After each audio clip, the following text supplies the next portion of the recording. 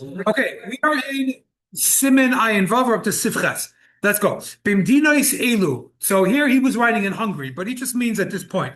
Bimdinos elu noyegin, the minig became. Shashliach hatzibur mekadesh ubeis hakneses belele shalvasais v'yamim tevim. The minig then was that the chazan would make a kiddush Friday night in shul. Okay, why would they do that? Because basically they had a lot of guests, and the guests they had what was called like a guest house, and that was usually in the shul or the base medrash. So people would come there. Not everyone would go eat somewhere. They would sit in shul sometimes, but they couldn't afford wine. So the community would have one glass of wine, like they would make kiddush for everyone, and then whoever made kiddush, the gabbai would go home, and everyone else would stay and eat. Okay, so that's the seder of how it used to be. That's why it says Mdinas Elu, because that's the way they used to do it then. We don't do it now, obviously, but that's the way they do. But there is actually an Eitzah Tova that some people may have seen, where in a Chabad house, you actually, some when they have a minyan, they do make kiddush after. So this way, for those that won't normally make kiddush in their house, at least they should do a mitzvah of hearing kiddush. So it does exist to some degree. Okay, he says chutz milele serishayim shal Pesach, except for the beginning of Pesach, which in that case you have to do a seder. So it's a whole nother story. Now, what's the problem with this, or what's the problem we have to deal with? So he explains like this, that basically the person who's making kiddush is not being yotze. Why is he not being yotze? Because as we know, there's something called kiddush u'makam suda. That means the kiddush only works, and we'll get here later when we get to the halachas of kiddush, but it only works if you're actually going to have a suda there. So over here, the person's not having a suda there. So if he's not having a suda, then the kiddush doesn't work. It needs to be attached to a meal. Right? So why can't he just eat something? Because he's also not allowed to eat before kiddush. So in other words, like this, the gabbai who's making kiddush is going home, and when he goes home, he's going to make kiddush, and he's going to have a suda. So his kiddush is at home. What he does in shul is just for everyone else. So he's not allowed to eat in shul because that's not his suda. His suda is later. Right now, he's just doing it to be yetza everyone else, but it doesn't work if no one's being yetza. So what does he do? So what does he do? So he says like this: in order that his bracha shouldn't be a bracha levatala. So one option is you give it to a child that's there that he should drink from the wine instead of him. And this, what's the age of chinuch? In this case, it would be a kid who's 7 or maybe 6 years old. Right. Okay. The katan will listen to the bracha that he makes, and then he will be yetza, right? And what's the reason? Because now, why could he do this? What does it help him? Because as we know this also from Abdullah during the 9 days. For those that do this, which is, he says here in parentheses, the mutter lahachil asakatan koydem kiddush. You're allowed to give food to a kid before kiddush. In other words, like this. That when it comes to giving a kid, and if you can't drink before kiddush, how can you give a kid before kiddush? So basically, like this, there's 2 types of isurim. There's an isur that's an actual isur. You can't give that to a kid. You can't give a kid not kosher. But then there's isurim that have to do with time. In other words, right now it's usur, but really it's not. For example, eating in the beginning of Shabbos before kiddush, or the end of Shabbos before Havdalah. So that would be what. Another example would be exactly in Kippur. Here, it's not, no, we're talking about specifically food. So here, it's not the food that's a problem, it's the time that's the problem. So therefore, in that case, you're allowed to actually give it biyadayim. So in this case as well, you're allowed to give it to the kid who heard Kiddush. In this way, someone heard Kiddush, and actually the bracha could work. Because the person who made Kiddush himself couldn't do it. Now, why couldn't one of the participants take the Kiddush and do it himself? It's a good question. I assume because it could be that no one else was eating together, meaning all the poor people would eat on their own their little suda. So therefore, one person can't be yetza other people if he has his own meal. But maybe. But if the gabbai who's part of the community, he could maybe do it. I'm not sure. But I don't know if that would. I was thinking about that. Maybe. Now, the imay katan mevesa knesses. Let's say there's no katan there. So what does he do? So he says it's not a problem. So then the person who's making kiddush, either the guy himself or someone else, you have to drink, in addition to the kiddush, you also have to have a reviz. So in other words, like this, and he explains, he could also go and make kiddush at home later, to be yotze everyone else, if they don't know how to make kiddush themselves. So in other words, like this, the question is, could a person make kiddush twice? That's the real question. So he says it's not a problem. Why is it not a problem? Because at home he has people that didn't hear Kiddush. And in those days, people didn't know how to read, they didn't know how to make Kiddush. It wasn't so like it is today. So therefore, if he made Kiddush in Shul, fine, that's okay. He could, if there's no option that he has to turn it into a suda, but he doesn't have food there, so then what he has to do is, well, let's finish, let's finish the sif first, and then I'll explain. Because here you'll see it, you'll see a clip. Now, the hard yotze b'kiddush shebbeis it's the fact that the guy who made kiddush is being yotze and shul. Afagav de in kiddush al makom suda. We said before, the problem is that's not where his meal is. So how can he do both? So he explains it's okay. The shas hatcha, because this is like a extraneous situation. Soimchin al hapoiskim will rely on those who say the svidalu the dayin sheis revi'in shlema min hakois that it's enough to drink a revi'is, which is 2.9 ounces. So in other words, like this. You have to do two things. You have to drink a malay lugmav, a cheekful, that's for kiddush.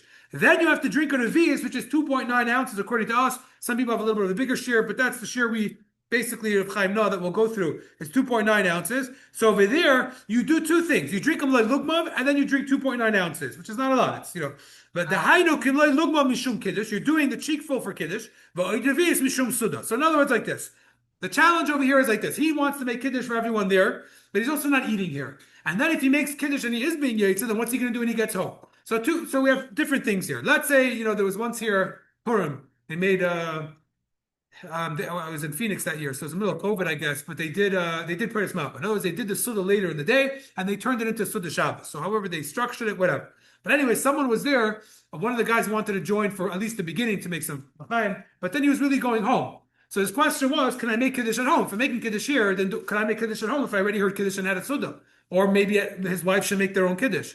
So the answer is like this. That it used to be that women didn't know how to read or things like that. So then for sure you can make a Kiddush for them. Okay? That's for sure. Nowadays, women know how to read. However, women don't really make kiddush. They don't feel comfortable with it. They don't like doing it. And therefore, it has the same gather. So if a person made kiddush and shul, and they had a suda, then they go home Friday night, they could do kiddush again. It's not a problem. Shabbos day, you could do it again. There might be a difference between Friday night and Shabbos day, but that's the way we paskin, so you could do it. Now, the issue so that's not an issue. So what is the problem? The problem is in shul itself, what's he doing? He's making kiddush and then he's going to eat. There's no food for him. His food is at home. So over here, he has another option. You drink basically more wine. So this happens. You go to, let's say, a shul and there's a kiddush, there's no mezainis or something like that. So how are you going to make a suda? Right? You want to have chalent, but the chalent might not be mezainis. Maybe it is, depending if, whatever. Okay, it's complicated. Usually chalent's supposed to be in a suda. You make a mitzi on it. But l'chura, you make a adama on it. So if you're going to, even if it has barley and stuff like that. But what's he supposed to do over here? Yeah, he wants to make kiddush, but at the same time, he's not having a suda. So no problem. You have the regular, let's say, malay lugma of a cheek full of wine, which is however much every person is separate, like we spoke about in Kippur. And then you drink another 2.9 ounces according to us, or for those that have a little bit of a bigger share, it's 3.1, 3.5, whatever it is. And that counts as the makim suda. You could be kaveh suda on wine as well. So then you cover all your bases, and that's how they would do it in those days. And as I said before, it's not so common because we don't really have Kiddushin Friday night, but there are some Chabad houses, and it is a good idea that if you have a minyan and you know that not everyone is making Kiddush, it's a good idea to make Kiddush. They should do another mitzvah before they go home, before they walk home. What did Rabbi do to make Kiddush?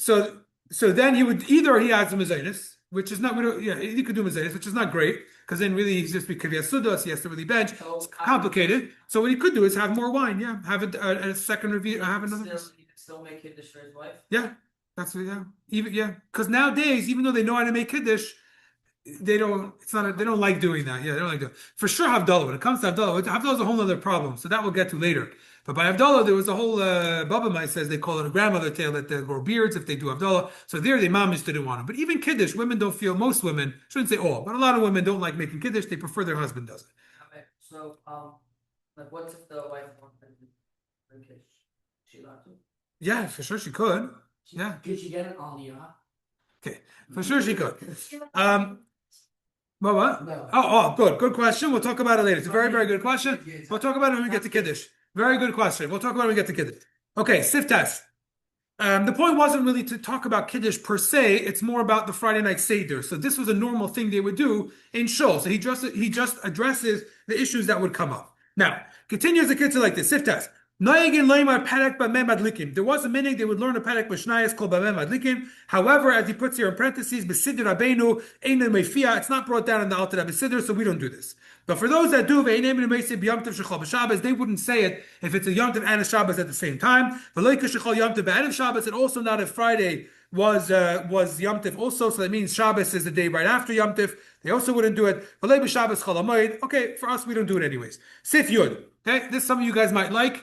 But wait till we finish the whole thing. Okay, let's do Hakdama, so you don't get carried away. The Hakdama is like this. The Friedrich Rebbe describes how Shabbos morning is supposed to look for a Chassidish younger man or a Chassid, a Bacher, whatever. And he explains that you're supposed to wake up early more than during the rest of the week. And you're supposed to learn Chassidus, and you're supposed to take your time and daven mavida. That's what a Shabbos is supposed to look like. You're not rushing anywhere. You have a long time to learn. You can, some people have a minhag for Bachim that on Shabbos they'll chazer over all the Chassidus they learned the whole week. So the whole week you spent a bunch of hours. Shabbos you do chazara on it, unless you have a different seder of whatever your yeshiva demands. But if you have a free seder, that's what people do. But either way, the point is that you're not supposed to wake up later than usual. You're supposed to wake up, if anything, earlier and spend your time learning and using that. That's what the Friedrich Rebbe says. That's what a Chassidus Shabbos is. But what's a Balabatis Shabbos? So that's Sif Yud. The minhag was over there, they would not wake up early on Shabbos to go to shul like during the week. Mishum the Sheina Me'enik Shabbos, because sleeping is one of the Tainugim of Shabbos, Einik Shabbos, one of them is fulfilled by sleeping. Now, they add from the Alter Rebbe in the Shulchan Aruch, which means the Alter Rebbe here was writing in terms of the halacha, not necessarily the Farbrengen element. That the Alter Rebbe says, what happens during the winter? Yeah, right now, in those days, they didn't stay up too much later than it got dark, right? Because they didn't have lights. They'd have a candle or two, and everyone went to sleep pretty much, and they would wake up. They worked with the sun. So over there, you have very long nights. They could be, 15 hours, or in Russia, it could be even longer.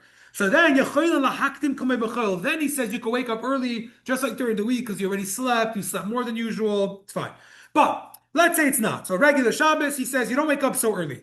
And the reason why they don't is they actually base it on a pasuk. They use a pasuk as something to help them.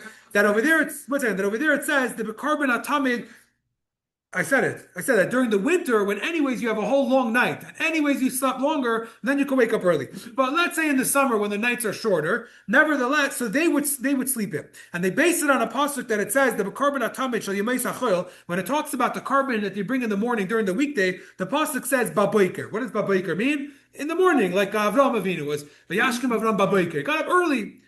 Shabbos, when it talks about the carbon on Shabbos, it says Ubayoyim Shabbos, and on the day of Shabbos they would bring the carbon. So morning or day. So day implies a little bit later. The mashma ichor, it's mashma that's later. It's not the first thing right away waking up early. Fine. He says, but if you will do this, you have to make sure you're not going to delay your zman tefillah and zman kriyashma. Now, just about this, so someone actually asked me, I didn't respond yet, but like this, that you have to Zman Tefillah. There's Zman Kriya Shema, Zman Tefillah. Zman Tefillah is 3 hours into the day. Zman Kriya Shema is 3 hours into the day. Zman Tefillah is 4 hours into the day. One second. So that's the time that you're supposed to be finished Shema, and that's the time you're supposed to be finished davening Shemona Esrei. Now, so Chassidim, we obviously Zman Kriya Shema we do it's mitzvah midiraisa. Zman Tefillah is not as strict, plus a little bit later. So the way Chassidim look at it is like this. If you remember, we had in Elul, we were talking about davening, if you remember, when we were going through the Rosh Hashanah. And one of them we said is tefillah is rinas doidim. Yeah, anyone remember that expression? Rinas doidim. Rinas doidim meant a song of people who love each other. What's a song of people who love each other? That when you have a conversation in terms of davening, it's not about the functioning part of it. I need this, I need this, I need this, give me this, thank you for this. It's not a contract, it's not a a laundry list of things. What is it? It's a relationship. It's a conversation you have with the Eibishter. That's why it's called a song of people who love each other. Because the song of people who love each other is the feeling behind it, not so much the technicality. So therefore, like this, if you have a guy who wakes up early, this is the way Chassidim view it. You have a guy that wakes up early and he davens right away, nates or whatever, however he's going to do it. But his heart wasn't there. He's doing the requirement, the letter of the law, as it says. Chassidim say, I don't want that. I'd rather do the achanas of learning, chassidus, getting my heart involved, starting to feel a little bit. And then when you get to davening, that's davening. That's a conversation with the Eibusher. That's a relationship.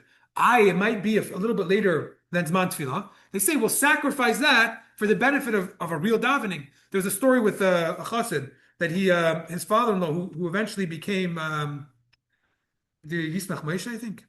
Anyway, so his father then was a Misnagid. I think it was Yisach Moshe. So his father was a Misnagid, and his father-in-law, and he was trying to convince him. The son-in-law was trying to convince him to go to his Rebbe, was the Chayz of Lublin, I believe. And one of the things he told him, one of the complaints his father-in-law had to him the whole time is, "You daven late." So he told him, "You're going to go to Gehenim. You're going to go to Gehenim together with all the Chassidim." So he told him, he said, "I'd rather be in Gehenim with all the Chassidim who daven late, that know how to daven, than to go to Gan Eden with all the Misnagdim that don't know how to daven and they don't have a relationship with." So anyways, we kitzur like this. The real thing is, what I was saying, the real thing is you're supposed to daven before Zman Tefillah. However, if your preference will be to maybe, and we have answers, Chassidim have answers, they'll start davening before Zman Tefillah, even though you don't necessarily finish davening in the right time. So you start before, Hoydi before, even though you don't finish it. But Stam, there's someone that I know of that's Misnagid, we spoke about yesterday, that he in the shul that he goes to, which is Lubavitcher shul, so he makes such a stink about this that he davens early, and it's the only shul in town. He davens early and he comes late to davening because he wants to show that he's davening earlier and not joining.